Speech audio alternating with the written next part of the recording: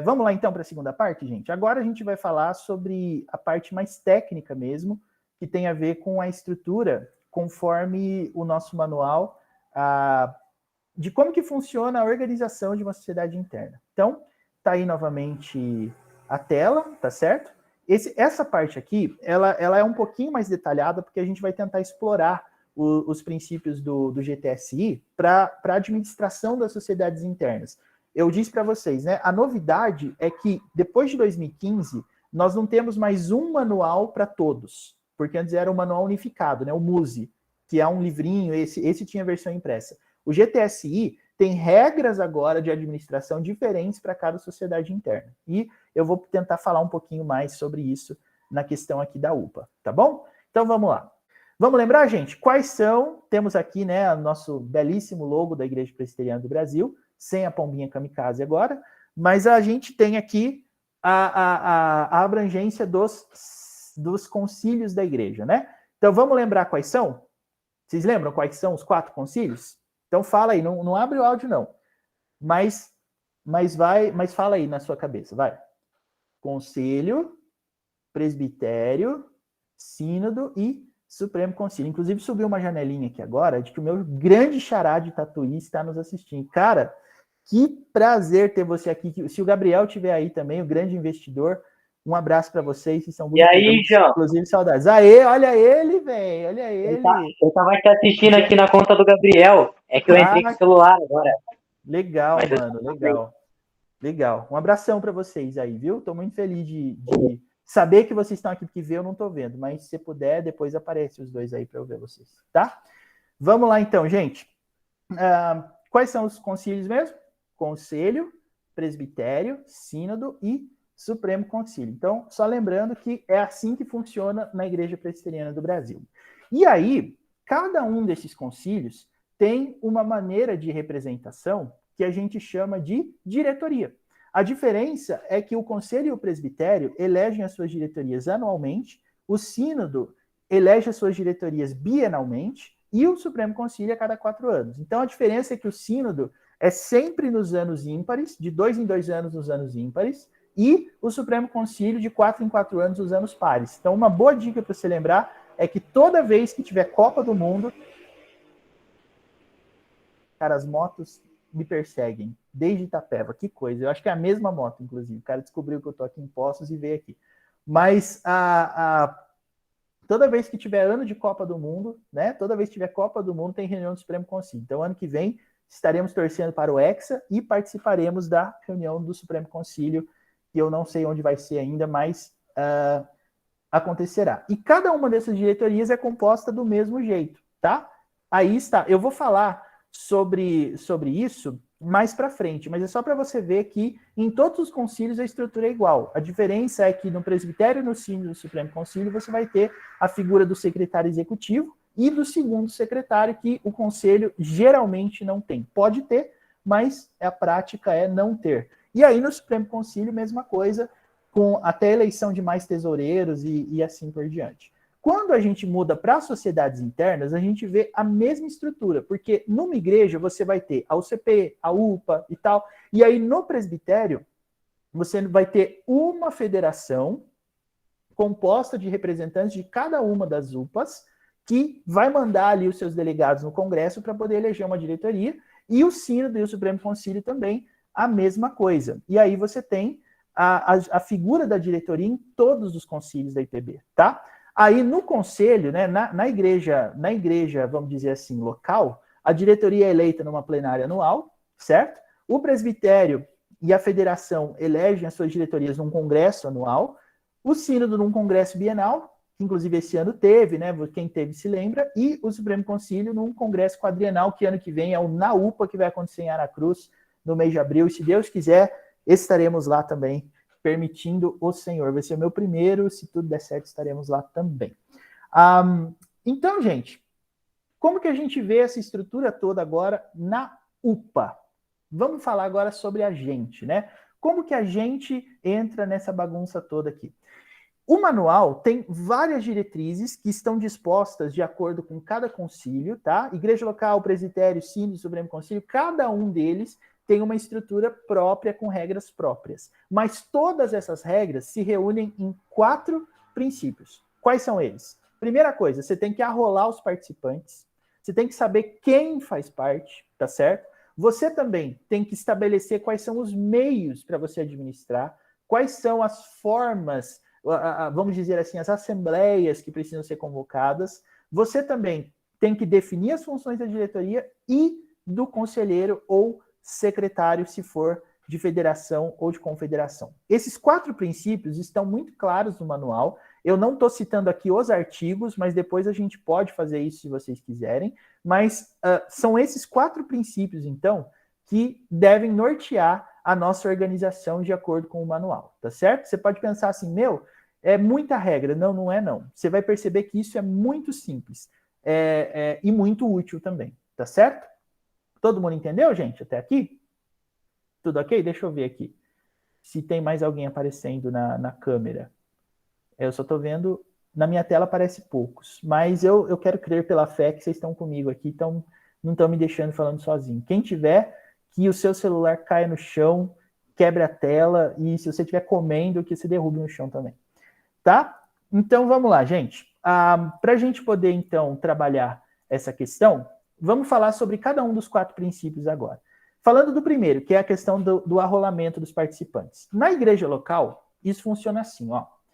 Você vai ter 2 tipos de UPA nas igrejas. Você vai ter a primeira, que se chama nascente, que é uma UPA de no mínimo 5 sócios, e um deles vai ser presidente, secretário e tesoureiro. Ele vai ter esses 3 cargos numa pessoa só.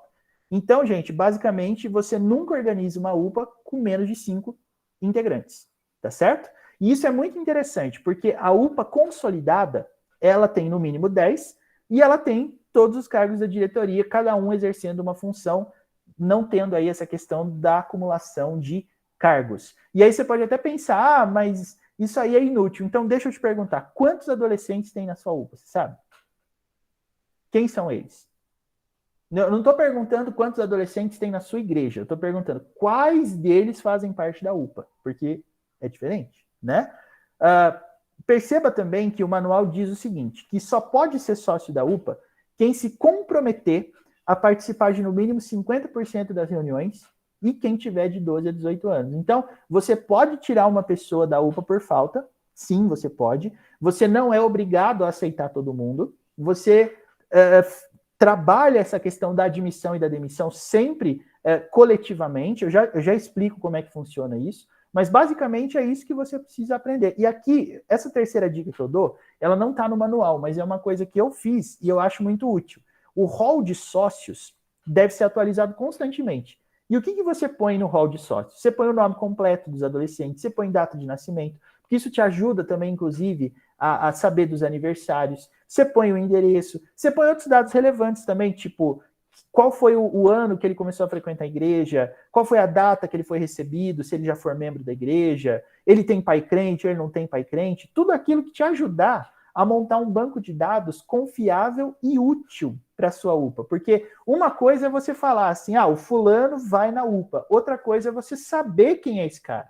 Outra coisa é você saber quem ele é, qual é a vida dele, quais são os desafios que ele passa. Tudo isso faz parte da organização de um hall de sócios, tá certo? Tudo bem até aqui, gente? Ok? Então, a gente também vê o seguinte, na federação, como é que funciona esse processo de arrolamento? Todas as UPAs organizadas no presbitério. O que é interessante é que o manual deixa claro que todas elas já são federadas. Então, não existe a opção, por exemplo, da UPA de uma das UPAs do presbitério de Tatuí, por exemplo, dizer, a gente não quer fazer parte da federação. Não. Organizou a UPA, tem adolescente na igreja, formou UPA, já faz parte da federação do presbitério de Tatuí. Porque faz parte de uma igreja que é vinculada ao presbitério de Tatuí. Então não tem a opção, não precisa você ir lá e falar assim, gente, vocês querem fazer parte da federação? Não, já são. Tudo isso já é lei na nossa igreja, tá certo? E aí, você vai, na federação, ao invés de você ter ali o nome dos sócios, você vai ter as igrejas, tipo, igreja, UPA da igreja tal. Quantos sócios tem? Tá completa? É nascente? É consolidada? Qual é o modelo dela? quais informações delas você tem, funciona que dia, que horário, tudo isso é muito útil para a federação poder entender o que está acontecendo. E na Sinodal é a mesma coisa. Você vai arrolar as federações. E aí, mesma coisa, formou no mínimo 4 UPAs para você formar uma federação, não tem que perguntar se elas querem fazer parte, elas já são parte. E as federações, por sua vez, já fazem parte do sínodo. No caso do sínodo do Sudoeste Paulista, todas as UPAs do Presbitério de Itapeva, do Presbitério de Itapetininga, do Presbitério de Tatuí, do Presbitério Médio Paranapanema, tá? Do Presbitério de Botucatu, todas elas já fazem parte do sínodo do Sudoeste Paulista e da Confederação Sinodal do Sudoeste Paulista. Não tem que perguntar se quer ou não quer, não tem que saber nada disso, já é automático, tá bom? Ok, gente? Esse é o primeiro princípio. Você precisa saber quem faz parte. E você não faz isso sem cadastro. Então, é muito importante que você mantenha essas informações atualizadas o tempo todo, tá bom? Segunda coisa é a gente estabelecer os meios de administração. Basicamente, tanto na federação quanto no presbitério, quanto no sínodo, quanto na igreja local, você tem 2 formas de você administrar a UPA, ou a federação, ou a confederação. Na igreja local é assim. Você tem a plenária, certo? Você tem a plenária. E qual que é o segredo da reunião plenária? Ela tem que acontecer, isso é uma mudança, porque o manual antigo, ele falava que todos os meses tinha que ter plenária, tinha que ter 12 plenárias no ano, tá? Hoje, essa exigência caiu em 75%. Você tem que ter agora 3. Você tem que ter 3 dessas reuniões na sua UPA no ano, tá certo? E você tem que convocá-la com no mínimo 7 dias. Então, você não pode resolver fazer uma plenária hoje e marcar essa plenária para amanhã. Você tem que ter no mínimo 7 dias de espaço. Então, sempre com uma semana aí de antecedência para as pessoas se prepararem. E aí, como que é a representação da plenária? Se você convocar uma plenária, por exemplo, hoje é dia 23, se você convocar uma plenária para a semana que vem, dia 30, você tem que se fazer o seguinte: no horário que você marcou a plenária, esse é um horário que a gente chama de primeira convocação. Então, se você agendar a plenária para o dia 30/10, às 20 horas, até às 20h15, você está em primeira convocação. Nesse espaço de tempo, você tem que ter pelo menos 50% dos sócios do hall presentes para começar a reunião.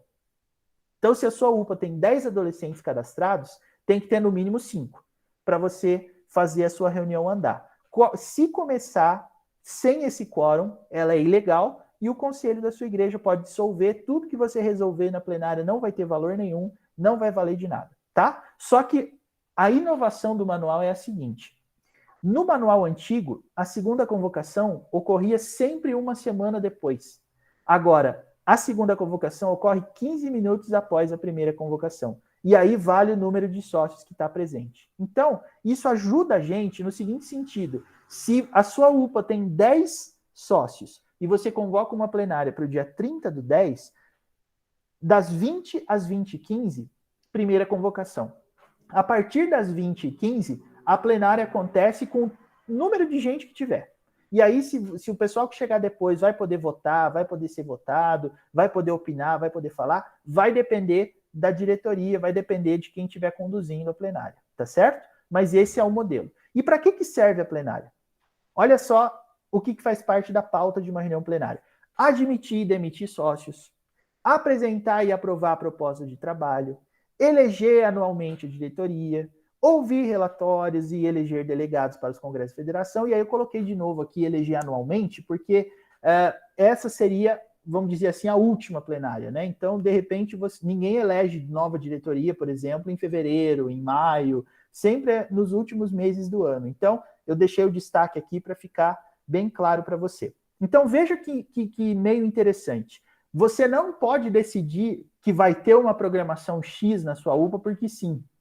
Você precisa submeter isso à aprovação dos sócios. Então, a diretoria traz uma proposta e aí 3 vezes no ano, no mínimo, quer dizer, pode ter mais, você pode fazer todo mês se você quiser, mas se você for observar o que o manual diz e a cada 4 meses, por exemplo, você for fazer uma reunião plenária, você prepara uma programação que seja de 4 meses, e aí você submete isso para a sua plenária, para os seus sócios, e aí quem tiver o nome no hall é que pode dizer aprovou, não aprovou. Outra coisa que a plenária serve para admitir pessoas na UPA. Então, quando chega uma pessoa e ela diz assim, eu quero fazer parte da sua UPA, você não diz, então vem, meu querido, entra aqui, a porta está aberta para você. Não, você tem que mostrar para a pessoa que ela tem que se comprometer a frequentar pelo menos 50% das atividades que vocês marcaram, e aí você tem que passar isso para a plenária. Eu acho até interessante você formalizar um compromisso que a pessoa que está querendo fazer parte assuma diante da UPA. Então, o presidente, por exemplo, pode perguntar, você que está querendo fazer parte da UPA, você se compromete a fazer parte dela e cumprir todos os direitos e deveres e tal, porque o manual tem isso também, e aí ele declara que sim, e aí o plenário pode decidir se aceita ou se não aceita. Mesma coisa para demitir. Se tiver um adolescente faltoso, que você já foi atrás dele, que você já tentou buscá-lo e ele não dá resposta, e ele for um sócio da UPA, você pode chegar numa reunião plenária e falar assim, gente, já tem, por exemplo, 6 meses que o fulano de tal não vem na reunião. Alguém sabe dele? Alguém tem notícia dele? Porque senão eu vou propor que a gente tire o nome dele do rol de sócios. E aí a plenária vai decidir. Percebam, gente, a administração é sempre coletiva, tá certo? Você nunca vai simplesmente dizer semana que vem tem tal coisa. E aí tem. Você precisa de uma aprovação formal. E essa aprovação tem que ser registrada, tá certo? O legal da reunião plenária é que sempre tem que ter anotação. E aí pode ser por meio de ata, ou pode ser por um negócio chamado memória de reunião, que é uma inovação que foi feita aí recentemente. Depois a gente fala um pouquinho sobre isso. Mas, basicamente, na igreja local se administra, então, sempre de 2 jeitos. Primeiro, é a reunião plenária. Vocês entenderam, gente? Deu para entender isso? Se não deu, por favor, podem tirar as dúvidas aí. Todo mundo entendeu? Ok? Tá certo. Então, vamos seguir? O segundo meio de... Oi. Pois não. Quem Eu tenho uma dúvida. Pois não. Essas regras novas que colocaram 3 plenárias, por exemplo, 7 dias de convocação, isso vale para todas as sociedades internas? Não. Cada sociedade interna tem a sua própria maneira de direcionar isso. Então, por exemplo, a SAF não tem que fazer no mínimo 3, tem que fazer no mínimo 6. Só a questão da representação aí, da convocação, isso vale para todo mundo. Mas a SAF tem que ter 6, a UMP tem que ter 4, e a única sociedade interna da IPB hoje, que é obrigada a fazer 12 plenárias no ano, é o PH. É a única. O resto tem essas gradações. A SAF é 6 no ano, no mínimo, a UMP é 4 por ano e a UPA é 3. Entendi, muito obrigada, viu? Imagina. Mais alguma dúvida, gente? Pessoalmente, eu gostava mais da regra antiga. Todo mês tendo, eu acho que isso funciona bem. Mas, em todo caso, a gente prossegue aqui. Vamos lá, gente? Então, a segunda forma de você organizar a UPA na igreja local é por meio da diretoria. E essa diretoria, aí também tem uns segredinhos, ela tem que ser eleita anualmente, tá certo? E aí tem aqui algumas coisas interessantes. Você só pode colocar na diretoria da UPA da igreja quem for sócio da UPA pelo menos 1 ano, tá certo? Com exceção de quem veio transferido ao CP e participa pelo menos 6 meses. Outro detalhe, qualquer que seja o caso, precisa ser no mínimo batizado. Professo não é obrigado, ou seja, professo quem fez profissão de fé, quem toma ceia no culto, quem já fez esse procedimento perante a igreja. Se você foi batizado na infância, você pode também fazer parte da diretoria da sua igreja local, se você for professo também. Mas se você não for nem batizado nem professo, não pode ser da diretoria. Pode ser sócio, mas não pode ser da diretoria. Então, esse é mais um dado interessante para também fazer as pessoas entenderem o seguinte: a UPA tem que ser uma porta de entrada para que as pessoas se unam à igreja, como a gente viu no primeiro ponto do treinamento. Então, se você está vendo aí os adolescentes se interessando, já põe o pastor a par e fala: pastor, esses aqui estão preparados para fazer o batismo e a profissão de fé deles. Vamos tacar eles na classe de catecúmenos. É isso que a gente vai fazer e está fazendo aqui também. Tá certo? Alguma dúvida com relação a isso, gente? Tranquilo? Então, eu vou seguir. Na federação, como é que funciona? A federação não tem reunião plenária, tá? A federação é administrada por um congresso. E esse congresso acontece uma vez por ano, tá certo? Ele tem que ser convocado com no mínimo 60 dias de antecedência, 2 meses, portanto. E quem que participa do congresso? As igrejas vão enviar os seus representantes da seguinte forma. Lembrando, né, que a federação tem a ver com o presbitério, então a federação vai ser composta de representantes de todas as igrejas. E aí, na convocação precisa constar o seguinte: os membros da diretoria da federação são delegados ao congresso, os secretários de atividades da federação que forem nomeados, os presidentes das UPAs, ou substituto, tipo vice, e mais 2 representantes por UPA. Então, esse é o quórum de funcionamento do Congresso da Federação, tá certo? Você tem que ter essas regras sendo observadas. Não tem plenária, tem congresso. E aí, o que se faz no congresso? Você faz estudo, você faz treinamento, você faz debate e outras atividades planejadas pela diretoria, e você também elege a diretoria do ano seguinte. Então, o congresso serve para, pelo menos nas vezes que eu tive a oportunidade de conduzir o congresso como secretário presbiterial e sinodal, o que a gente fez?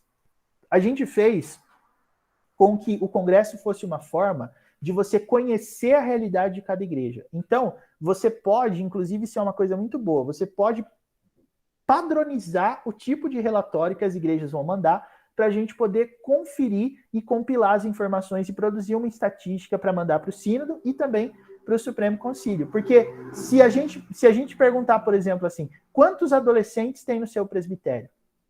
Se você não fizer isso aqui, você não tem como saber. E eu, por exemplo, quando eu era secretário presbiterial, a gente fez um projeto que infelizmente não foi para frente, porque a gente não tinha dados para isso, as igrejas não mandavam. A gente queria fazer o seguinte: a gente queria mapear a cidade de Itapeva, as cidades ao redor, saber, por exemplo, quais adolescentes estavam em quais escolas, para a gente poder inventar trabalhos, tipo os trabalhos que a Nacional tem, de pregar o evangelho na escola, para a gente poder ver qual era a presença presbiteriana em todas as escolas das cidades pertencentes ao presbitério de Itapeva.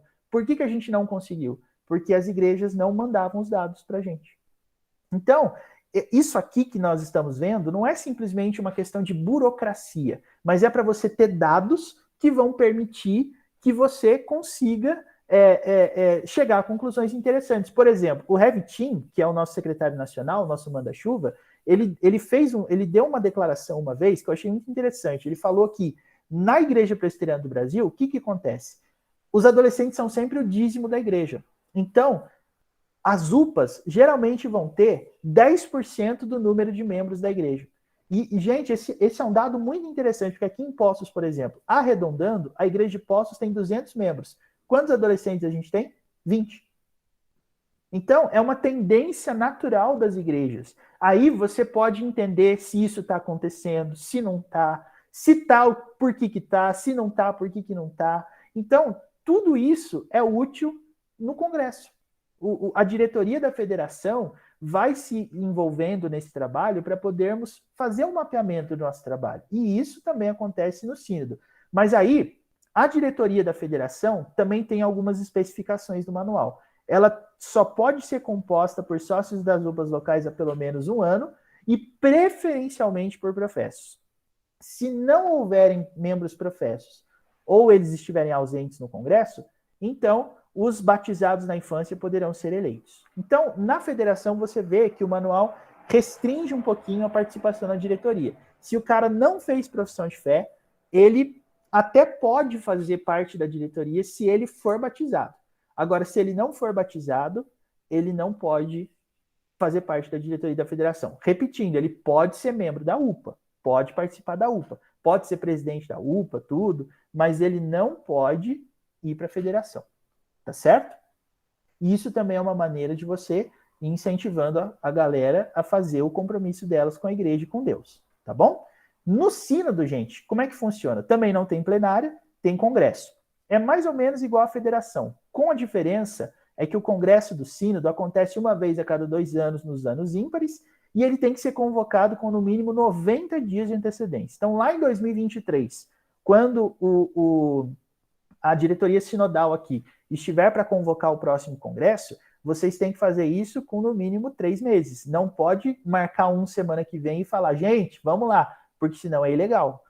Todas as resoluções, todas as decisões, até mesmo a eleição pode ser anulada se esses dispositivos não forem obedecidos, tá? E aí, como é que as pessoas vão ser representadas lá?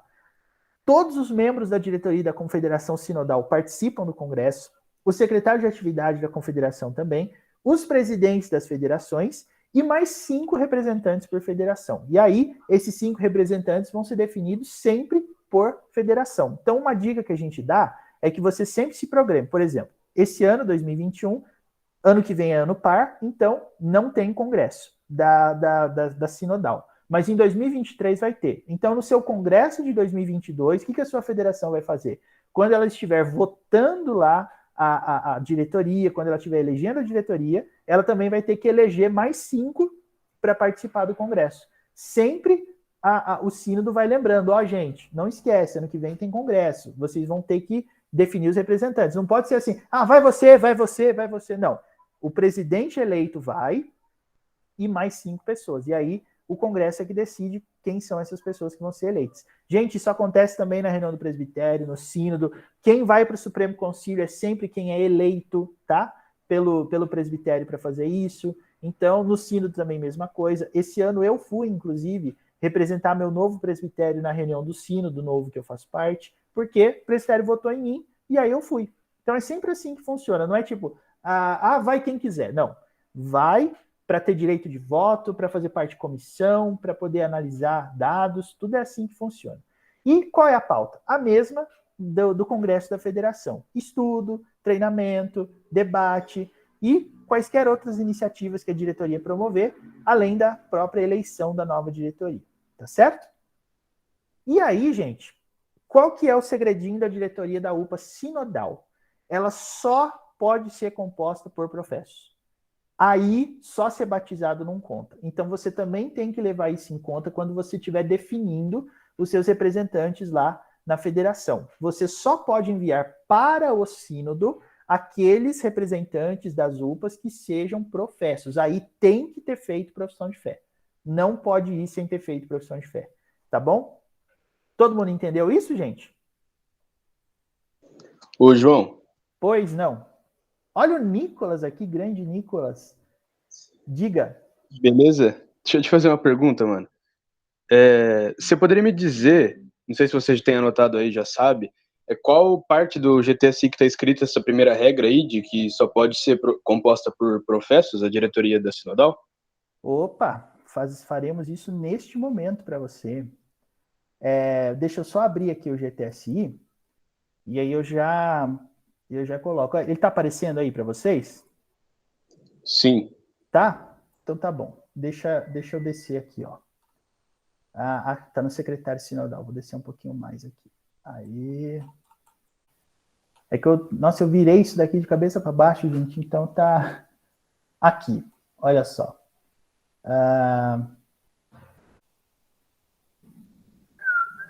Chegamos, das confederações sinodais. Então, para quem está anotando aí, o GTSI no capítulo 4, da parte específica da UPA, tem os artigos aqui que vão falar sobre isso. Vocês estão vendo, a letra tá tamanho suficiente aí ou precisa aumentar?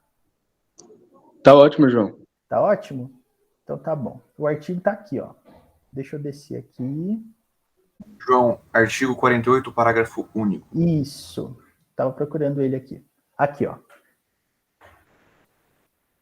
Certo? Tá bem aqui. Dirigirá a confederação uma diretoria eleita em congresso bienal sob a supervisão do secretário sinodal e será composto de presidente, vice-presidente, secretário executivo, primeiro e segundo secretário tesoureiro e, parágrafo único, somente membros comungantes poderão ser eleitos. Membro comungante é aquele que toma ceia, tá? Então, por isso, o que já fez profissão de fé, essa é a especificação. Okay? Muito obrigado, João. De nada. Aqui a gente fala e prova, né? Essa aqui é a melhor coisa. Muito bem, muito bem. Mais alguma pergunta, gente? Espero que esteja todo mundo entendendo. As regrinhas, assim, se você for soltando tudo de uma vez, parece um pouco difícil, mas você vai pegar o jeito, você vai entender. Tá bom? Então é assim que a gente administra a UPA, tá? Você tem a diretoria, que vai fazer suas reuniões, vai fazer planos e tudo mais, e aí no congresso, se for federação ou confederação, ou na reunião plenária, você vai expor os planos, ver o que o pessoal acha, pedir orientação, muda o quê, vai ali, vai aqui, faz a reunião ser bem deliberativa, tá certo? Ok, gente? Não tomem decisões sozinhos, não, porque isso, além de inconstitucional, antibíblico, ainda é uma grande burrice, porque se você toma decisão sozinho, você não só está atropelando todo o processo local, mas você corre o grande risco da programação não ser, inclusive, bem sucedida.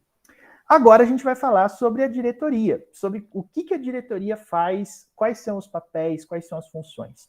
Claro que, como todos os concílios têm diretoria, então a gente não precisa explorar cada caso, porque as funções são as mesmas, sempre aumentando em termos de gradação quando se trata de concílio superior. Então, basicamente, a diretoria é composta de presidente, vice, primeiro e segundo secretários, tesoureiro, e no caso da federação e da confederação sinodal, de um secretário executivo. Tá certo? Acho que ninguém tem problema com essa definição, não, porque é bem isso mesmo que sempre acontece. O que cada um faz agora? Vamos lá. Primeiro, lembrem-se que a diretoria como um todo também tem funções a cumprir, tá? Aqui nós não estamos falando das funções dos membros em especial, nós estamos falando que o manual fala em termos de especificação de todo mundo. Você vai pegar o que todo mundo tem que fazer. Quando a diretoria se reúne para tomar decisões, o que ela deve fazer? Primeira coisa, ela tem que elaborar planos e submetê-los à aprovação do colegiado, ou seja, você vai montar o plano e você vai passar esse plano para a sua UPA, ou para a sua federação, ou para a sua confederação sinodal, tá certo? Você pode nomear secretário de atividades e acompanhar o trabalho deles por meio dos relatórios e também demitir, se for necessário. Então, o que são esses secretários de atividade? O manual fala que você pode nomear de acordo com a capacidade. Então, se você tem, por exemplo, um adolescente que é muito bom em mídia social, coloca ele secretário de marketing. Se você tem alguém que é muito bom, por exemplo, organizando evento, secretaria de eventos. Você pode ir colocando esses cargos à disposição para que cada um sirva de acordo com a sua necessidade. Você tem, por exemplo, ali um cara muito bom de música, põe ele, secretário de música, dá uma função para ele. Ó, toda vez que tiver evento da federação, culto da federação, você vai montar a equipe de louvor, por exemplo. Você vai correr atrás dos equipamentos, você vai correr atrás das igrejas.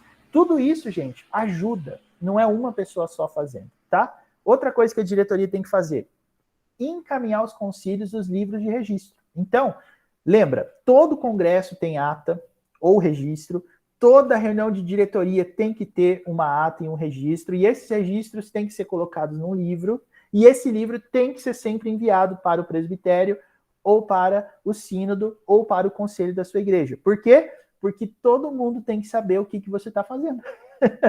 E se tiver alguma coisa ali que fere algum princípio constitucional ou bíblico, o concílio pode simplesmente dizer, não vale. Pode acabar com isso. Então, ninguém tem autonomia, viu, gente? Isso funciona, inclusive, na área que não tem a ver com as sociedades internas. O seu conselho toma decisões, registra as decisões no livro e todo ano o presbitério analisa as decisões do conselho. Eu já fiz parte dessa comissão de análise de ato um monte de vezes em reunião de presbitério. E por que isso? Porque todo mundo tem que saber o que acontece na igreja. E se tiver alguma coisa errada, o concílio é o lugar onde se corrige, tá certo? Sempre essa prestação de conta é importante. E aí tem gente que fala, né? Para que esse negócio de relatório? Para que esse negócio de comissão e tal? Eu sempre digo o seguinte, o relatório, talvez quem também me conhece há mais tempo sabe que eu vivo falando isso. Relatório, ele é simplesmente você contar o que aconteceu, traduzir esses acontecimentos em números, e se você não tem nada para relatar, é porque você não fez nada.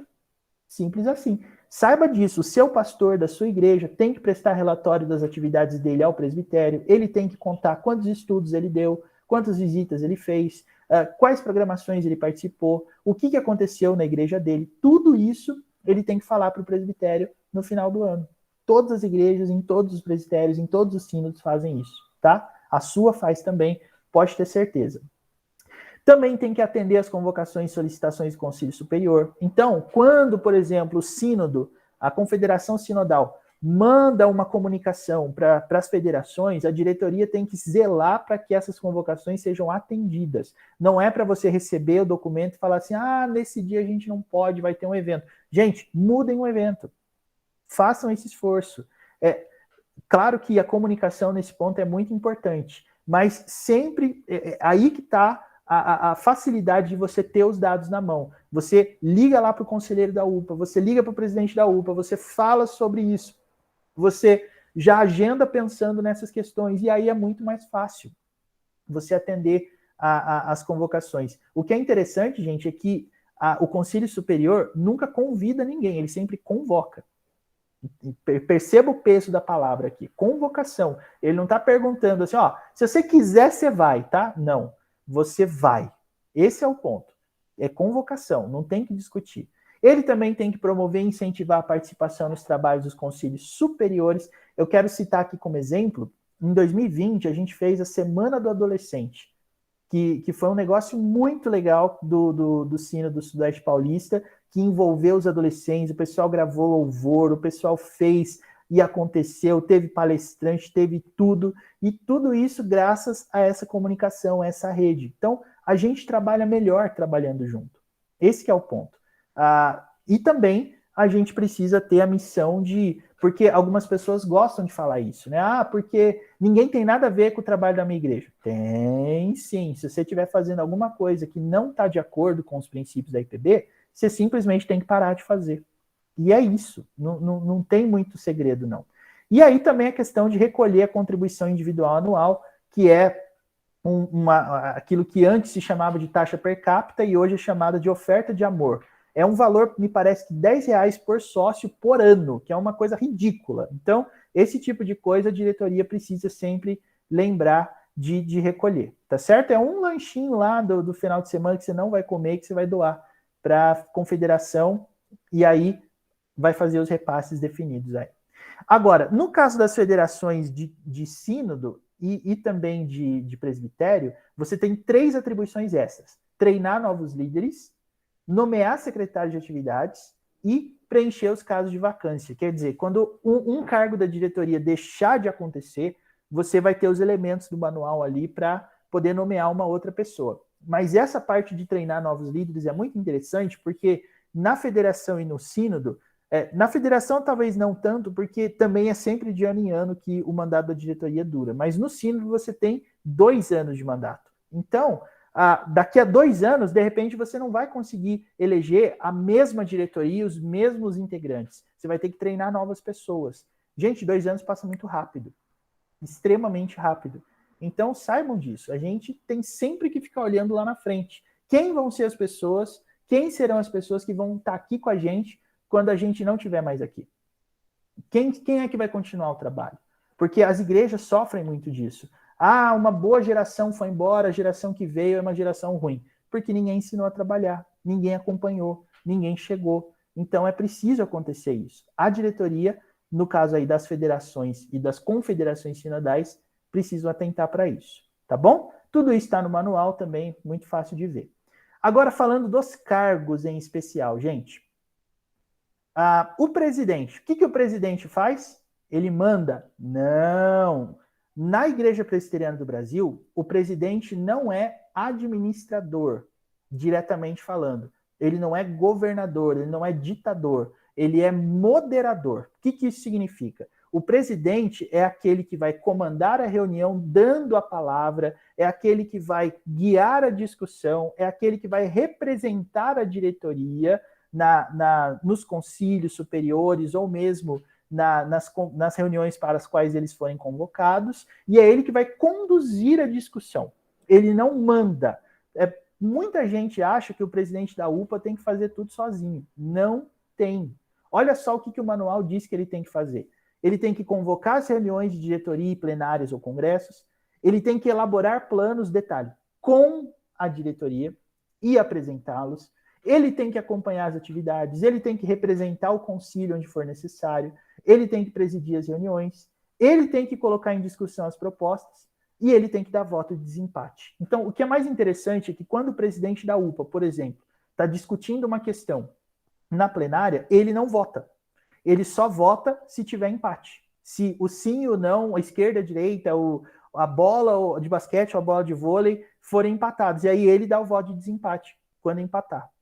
Lembra sempre disso. Presidente não é aquele cara que simplesmente vai lá e vai ter a caneta toda poderosa, vai decretar. Não.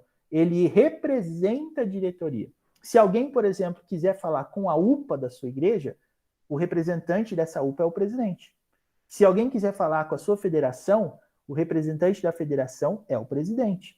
Então, ele é que é o primeiro a ser colocado, vamos dizer assim, para os leões comerem, né? Caso alguma coisa dê errado, ou ele vai receber as orientações, caso seja necessário, em nome da UPA, em nome da federação ou confederação e passar, tá bom? O vice-presidente faz o quê? Ele coopera com o presidente no exercício das suas funções e ele o substitui em suas faltas e impedimentos. Então tem muita gente que acha que ser vice-presidente é uma beleza, se o presidente for bom, porque daí ele não faz nada. Não, gente. O vice-presidente, ele tem que ser da mesma forma que Josué foi para Moisés, ele tem que ser da mesma forma.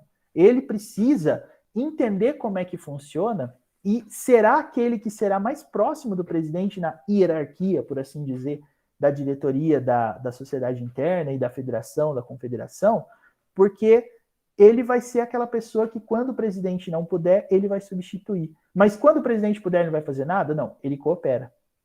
Todas essas coisas aí de cima, o presidente precisa confiar no seu vice para falar algo do tipo assim, estou pensando em fazer tal coisa, o que você acha? Ah, é isso, não é isso, pensa melhor, é aqui, é ali. Então não tem essa de você simplesmente deitar lá e ficar esperando. Se você é vice-presidente, você tem uma função muito importante, tá certo? O primeiro secretário, o que o primeiro secretário faz? É ele que registra as reuniões da diretoria e da plenária ou do Congresso e ele substitui o presidente quando o vice estiver impedido, no caso da UPA local, tá certo? Então lembra sempre disso. O cara que vai, por exemplo, se a plenária decidiu que vai ter um acampamento no dia tal, é o secretário que anota essa decisão na memória de reunião ou na ata, tá certo? É o secretário que, quando a diretoria está reunindo e decidiu que vai, no dia tal, chamar alguém para conversar, buscar alguma coisa, é o primeiro secretário que faz esse registro. Se você optar pela ata, que particularmente eu gosto muito, tem uma forma de você organizar as informações e tal. Mas se você for pela memória de reunião, você só anota os tópicos, a data, onde que foi a reunião, quem estava presente, quem orou, tudo isso de maneira bem mais facilitada. Em outra ocasião a gente pode comentar isso. O segundo secretário faz o quê? Ele se encarrega justamente dos registros que a gente falou no ponto anterior. Lembra daquela questão do arrolamento? Você ter ali a lista de membros da UPA, você ter a lista de UPAs na federação e de federações na confederação. Esse é o papel do segundo secretário. Ele é que cuida dessa parte. E ele também, logicamente, quando o primeiro secretário não puder registrar as reuniões porque ele não está presente, o segundo secretário faz esse registro. Mas, basicamente, o que o segundo secretário faz é correr atrás desses outros dados. Tá certo? Deu para entender, gente?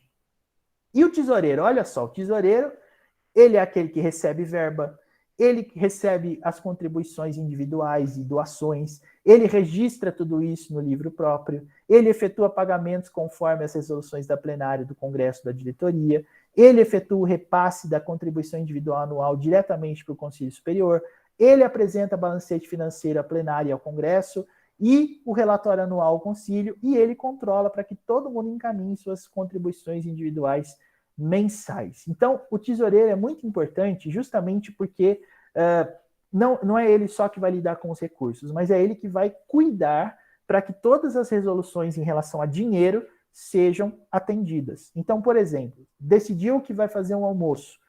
Quem é que vai receber o valor? O tesoureiro. Então, esse cara precisa ser muito confiável, porque, gente, infelizmente, onde tem dinheiro, existe o risco de fraude, seja R$10, seja 100, seja 1.000. Então, essa pessoa precisa ser muito confiável também para que ela possa lançar corretamente as coisas que acontecem. Então, entrou tanto, registra.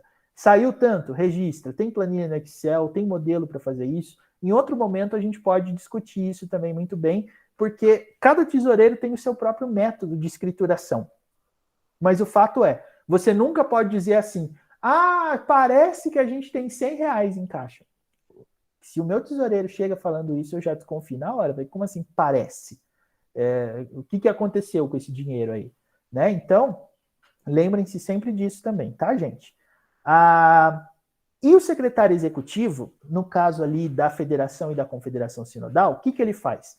Ele zela pela pronta e fiel execução das resoluções emanadas nos congressos da diretoria, ele recebe os relatórios das comissões nomeadas no congresso e os outros papéis, ele mantém em dia e organiza o arquivo do concílio, ele mantém atualizados os dados referentes às UPAs e federações, ele substitui o presidente na ausência do vice, aí depois dele é que vem o primeiro secretário, e convoca as reuniões do concílio por ordem do presidente. Então, o que vai acontecer quando o secretário executivo começa a trabalhar? Sempre que tiver uma notificação de algum evento, de alguma reunião, é ele que produz o material que vai ser enviado para as federações e para as confederações, ou mesmo para as UPAs locais. Quer falar com a federação? Secretário executivo. Ele é que recebe as correspondências, ele é que envia as correspondências, é ele, por exemplo, que recebe os relatórios dos congressos, tipo assim, vocês nomearam no congresso uma comissão para analisar os relatórios que as UPAs vão mandar. É o secretário executivo que vai receber, que vai distribuir para cada comissão. Então, ele é muito importante também nesse ponto, porque ele é o que faz os eventos rolarem, por assim dizer. Tá certo, gente? Então, esses são os cargos aí e as suas funções. Alguma dúvida?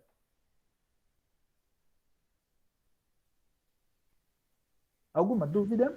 Eu queria falar um negócio que é importante destacar. Muita gente acha que o segundo secretário é só o substituto do primeiro, e esquece que ele tem a função de registrar também os sócios, registrar as UPAs que estão jurisdicionadas. E também é um cargo importante que a pessoa tem que, quando chegar na eleição, não colocar para qualquer um, né? E o tesoureiro é a mesma coisa. Às vezes as pessoas acham que é o cargo que sobrou, a gente vai colocar quem não foi eleito ainda. Mas é um dos cargos mais importantes, que precisa de mais confiança também. Então, é por isso que é necessário já chegar no Congresso tendo estudado, tendo orado, tendo pedido direção de Deus para todas essas questões, para não chegar lá e escolher qualquer um, né? Isso é importante também. Muito obrigado, senhor secretário sinodal. E é exatamente isso que eu ia dizer. Se você, por exemplo, se o Congresso decidir que as UPAs vão levantar anualmente uma oferta para ser enviada para um missionário da IPB no mês das missões, que é agosto, quem que, por teoria, teria que receber essas contribuições? O tesoureiro. Ele vai receber, ele vai dizer, olha, a UPA tal mandou tantos reais, a gente vai mandar para o missionário tal. E aí você já imaginou se a sua UPA manda 500 e aí chega no Congresso no final do ano, o tesoureiro diz que ela mandou 400? Rapaz, aí o negócio fica... E é exatamente isso que precisa acontecer. A prestação de conta é muito importante justamente por causa dessa questão. Você precisa de pessoas confiáveis que te ajudem a fazer a coisa funcionar. E isso acontece, inclusive, nacionalmente. Quando a nacional vai fazer algum evento, é sempre o secretário executivo lá da nacional que manda essas convocações. Quando na UPA for definido ali o prazo, o valor de inscrição, é sempre o secretário executivo da nacional que vai fazer isso. E todos eles são adolescentes também, não tem nenhum mistério em relação a isso. Tá bom, gente?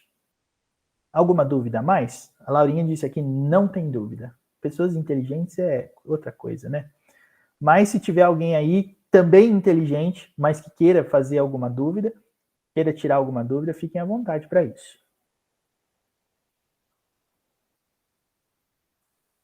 Grande André. Então, vamos avançar? Vamos avançar? Último ponto agora do treinamento, gente. Agora a gente vai falar sobre o conselheiro ou o secretário. O que esse cara faz em relação à sua UPA? Então, algumas coisas que a gente precisa lembrar.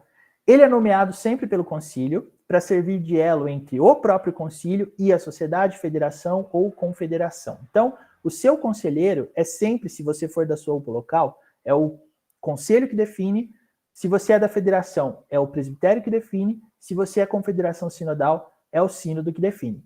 O segredo é o seguinte: vocês podem indicar até 3 nomes para o concílio, que aí vai verificar lá a conveniência de atender a essas indicações. Então, literalmente, você não tem que aceitar quem vem pela frente, não. Se você tiver uma indicação de quem seria adequado, você pode fazer essa indicação, sim, a qualquer concílio da Igreja Presbiteriana do Brasil. Tanto na sua UPA local, quanto na federação e no sínodo. Você pode chegar lá e dizer assim: a diretoria, em reunião no dia tal, depois do congresso tal, optou por indicar esses 3 nomes aqui, que nós entendemos serem os melhores para acompanharem a nossa federação, nossa UPA local e tal, e aí o conselho vai responder de acordo com o critério deles. Mas você pode, sim. No caso da federação e no sínodo, uma coisa que o manual também faculta é que o secretário presbiterial ou sinodal pode solicitar ao concílio a nomeação de auxiliares, de acordo com as necessidades do campo. Então, se o campo for muito grande, tiver muita igreja, e um secretário sinodal ou presbiterial não der conta, ele pode pedir mais um auxiliar, mais 2, mais 3, para o concílio também. Então, se você, de repente, está conversando lá com o seu secretário presbiterial, com o seu secretário sinodal, e você viu que está difícil, conversa com ele sobre essa possibilidade, põe mais pessoas, trabalha junto, e aí a gente consegue fazer a coisa rolar, tá certo?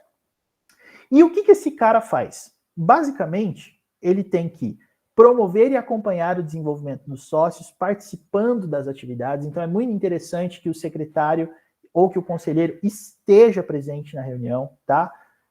Marquem sempre e vejam com ele essas possibilidades, não façam as coisas sem ele, sempre ele tem que estar presente. E aí, se ele não estiver presente, já também comunica o seu conselho, o seu presbitério, o seu sínodo, e já diz: ó, esse cara não foi. Coloca no relatório, faz o que tem que fazer e resolve no âmbito que tem que resolver. Você não é obrigado a aceitar uma situação que não está ideal, tá certo? Se você tiver uma pessoa ali que está falhando, tem meios para resolver isso. Você também vê que o secretário ou o conselheiro, ele colabora na elaboração dos planos de trabalho. Então, sempre que a reunião da diretoria for acontecer, para elaborar um plano para ser divulgado no congresso, para ser divulgado também na plenária, o conselheiro tem que estar junto, para ele também poder opinar, tá certo? Ele tem que orientar para que a escrituração da sociedade, federação, confederação esteja sempre em boa ordem. Então, como é que está a parte dos relatórios? O rol está atualizado? Não está? O livro do tesoureiro está atualizado? É o conselheiro, é o secretário que vai fazendo esse papel aí. Estão precisando de alguma ajuda, ele não tem que cobrar, ele tem que orientar. Então, veja a importância da capacitação também. Passa esse treinamento para ele depois, manda ele ler o manual. É importante também, tá? Ele é que encaminha ao concílio superior as solicitações. Então, se a UPA local, por exemplo, estiver entendendo que a igreja precisa, sei lá, ajudar com alguns reais ali a inscrição do acampamento, é o secretário, é o conselheiro que vai levar essa solicitação para o conselho e depois vai trazer a resposta, tá certo? Nunca é diretamente. Ele também vai resolver casos urgentes, aconteceu um problema lá na diretoria, aconteceu uma dificuldade lá na sua federação, a primeira pessoa que tem que saber é o secretário presbiterial, que daí vai dar o encaminhamento necessário, tá certo? Ele tem que participar das reuniões da diretoria. Então, gente, quando vocês forem registrar lá as resoluções da sua diretoria, sempre coloque lá se o secretário, se o conselheiro está presente. E se não está, coloca que não está. Porque isso registrado fica mais fácil depois também. Porque eu já vi muitos casos de o secretário sinodal, por exemplo, ele não atribuir e não fazer nenhuma atividade, aí ele chega no sínodo falando assim: nossa, esse ano foi cheio de coisas e tal. E aí inventando mesmo dados na cara dura, esse tipo de coisa acontece. Mas se vocês forem organizados, vocês vão perceber que isso pode diminuir. E agora, no caso do secretário presbiterial e sinodal, além dessas que a gente acabou de ver, eles também precisam do seguinte: procurar conhecer a realidade de cada região, com o objetivo de organizar as sociedades internas, federações e confederações no âmbito de cada concílio.